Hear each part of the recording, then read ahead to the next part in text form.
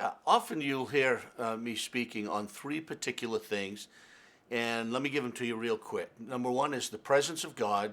Number two is the proclamation of the gospel, and number three is all things practical.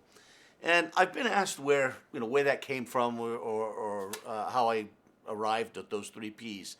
And it's actually a pretty cool story. In the summer of 2011, I was asked to write a paper on my philosophy of leadership and what informed and formed that philosophy. And in doing so, I took basically a time of reflection of what I have basically taught, emphasized, and focused on over the last 35 years as a pastor.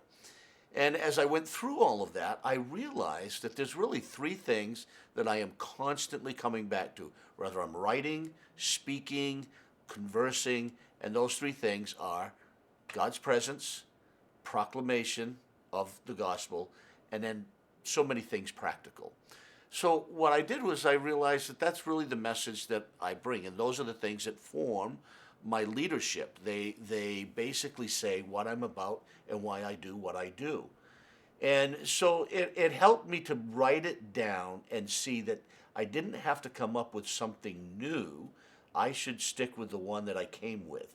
And so in my paper, I actually had to write a paper that was submitted to the board of directors of the Vineyard. And in that, I told them, if I lead the Vineyard, these are the three things that I am going to draw the greatest attention to. I'm going to emphasize them. I will want to write on it. I'll put it in print. We'll put it on video. We will draw attention to these things.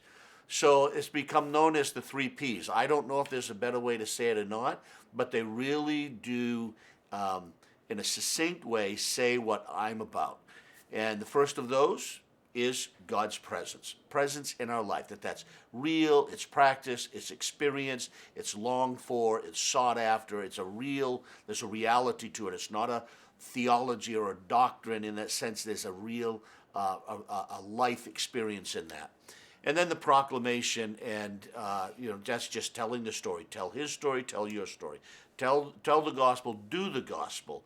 And then the third thing is, I've just realized through the years, there's a number of practical things that pastors, leaders, and churches, they either do some practical things or they do not get traction.